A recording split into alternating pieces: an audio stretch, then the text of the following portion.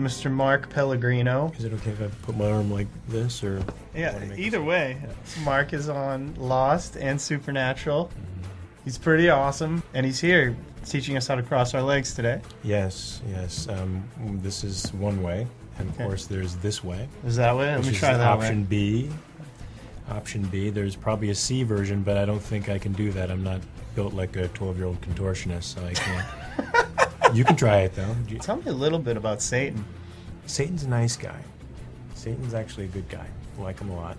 Lives next door to me, in reality. No, Satan is a guy with a chip on his shoulder, wouldn't you say? I would. He's a little bit angry. He's a little bit angry because he's been betrayed by his father and his brother.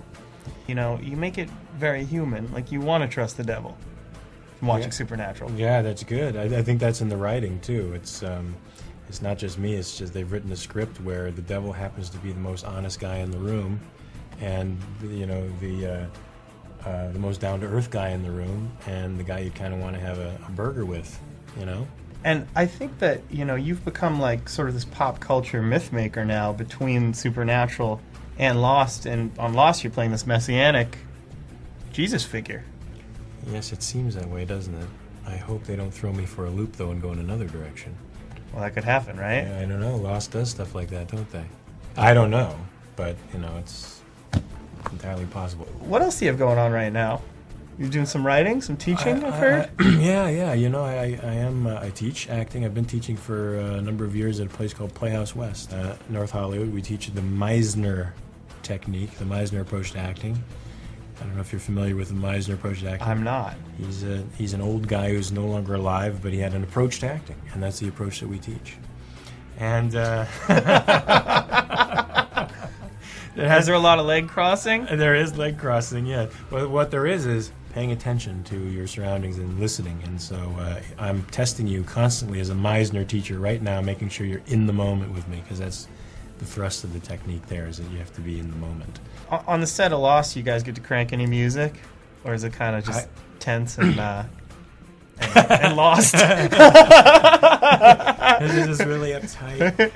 Everybody's just holding in the secrets and holding in everything else. I think these secrets somehow get leaked a little bit, right? I mean, that's what causes some of the buzz on the internet, is that somebody's leaking some information. Somebody's leaking something somewhere about... You can't keep a secret. No. I mean, we all know who killed Kennedy.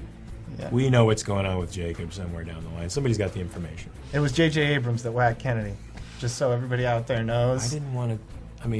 Mark let me know before we started rolling, and I did. Now that's...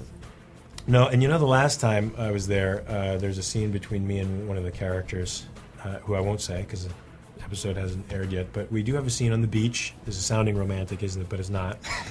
And we're in the water, and they were having 50-foot surf off the North Shore, and roads were getting washed out. Well, they had like 10-foot, 12-foot waves where we were, and I had to be in the ocean with this guy getting drenched with waves. So that's what it's like on the set sometimes, is that flirting with danger, that, us against Mother Nature thing.